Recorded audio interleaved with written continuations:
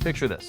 You're scrolling listings late at night, dreaming about a space that's truly yours. No landlord rules, no rent hikes every year, just you, your home, and the freedom that comes with it. But then reality hits. You're staring down home prices that feel more like lottery jackpots than actual possibilities. Sound familiar? If you're a young professional, millennial, or Gen Z wondering whether it's smarter to keep renting or to finally buy, you're not alone. And today we're going to break it all down in a way that actually makes sense. Welcome back to the 5-Minute Real Estate Fix. I'm Chase with the Whitney team and First Team Real Estate, and today we're talking about one of the biggest financial crossroads young people face. Should you keep renting, or is it time to buy a home? It's a lot deeper than just comparing monthly payments. We're going to unpack the real numbers, introduce you to powerful concepts like the price to rent ratio, the rule of 20, and show you how your career path and lifestyle goals factor into the smartest decision for you. By the end of the episode, you'll be equipped with clear, actionable steps to figure out what makes the most sense for your future. All right, time to dive in. We're going to start with the heart of the issue, money. When it comes to renting versus buying, the financial facts tell a very clear story. Right now, the housing market isn't exactly making it easy. In North Orange County, for example, median home prices are sitting at around $950,000, and average 30-year fixed-rate mortgages hover around 6.5%. So how does that affect you? Well, the typical monthly mortgage payment for that $950,000 house is around $4,800, not including taxes or insurance. Meanwhile, average rent payments sit right around $2,600. That's almost 50% cheaper every month to rent instead of own. Pretty significant, right? But monthly costs are just one piece of the puzzle. Let's talk about upfront costs. When renting, you need to submit your first month's payment as well as a security deposit, which is generally around 2 months of rent total, so around $5,200 for that example earlier. But buying, you can usually start with around 3% down, which is about $18,000 on the starter 2-bedroom condo, right around $600,000. Plus closing costs that can tack on an extra $6,000 to $10,000. That's a pretty significant difference in upfront financial commitment. But now let's talk about one of the most important rules you can use, the price to rent ratio and the rule of 20. The price to rent ratio is simple. Take the property's purchase price and divide it by the annual rent for a similar place. If the number you get is between 1 and 15, buying usually makes more sense. If it's 16 to 20, it might be a toss-up depending on other factors. If it's above 20, renting might be smarter financially. The rule of 20 makes it even simpler. Multiply your rent by 240. If buying costs are significantly more than that number, you're probably better off renting right now. For example, if you're paying around $3,000 a month in rent, $3,000 times 240 is $720,000. If homes you're considering, and by the way, make sure you're comparing apples to apples. If you're renting a 2-bedroom apartment, compare that to 2-bedroom townhomes. It's not quite fair to jump from apartments and comparing them to single-family dream homes, right?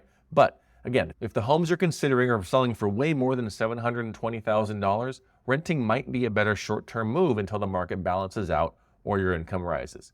Here are some real-world examples. San Francisco, the ratio is around 30%. Yikes, renting is definitely smarter there. In Houston, around 13, much better for buyers. And Chicago is around 17.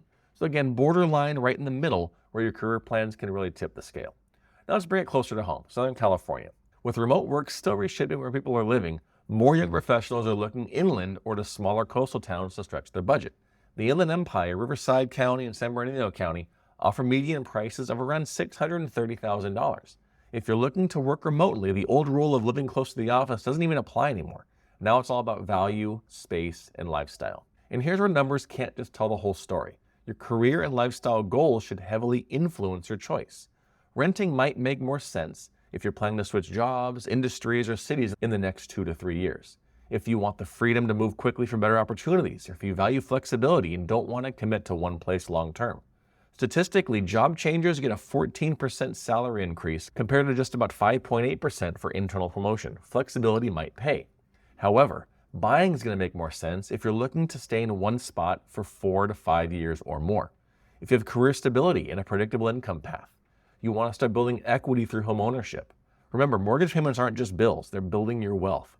Homeowners can build $100,000 and sometimes much more than that in just 10 years from paying their mortgage, not even considering annual appreciation, which has been sitting at around 5 to 6% lately. Now, if you want to make the smartest call for your future, here are a few expert tips. Use a rent versus buy calculator that factors in taxes, home prices, and savings to give you a customized answer for your situation. And don't blow your entire savings on a down payment. Keep 3 to 6 months of expenses in your reserves. Stay under 40% of your gross income for housing costs, whether renting or buying. And career trajectory matters. If you see big moves coming up in your future, it might make sense to keep that flexibility up front and center. Most importantly, align your decision with your 5-year life and career goals. Don't just buy because it's what you're supposed to do, and don't just keep renting because it might feel easier. The rent versus buy decision isn't just about the size of your monthly payment. It's about aligning your living situation with your financial reality, career goals, and your lifestyle preferences.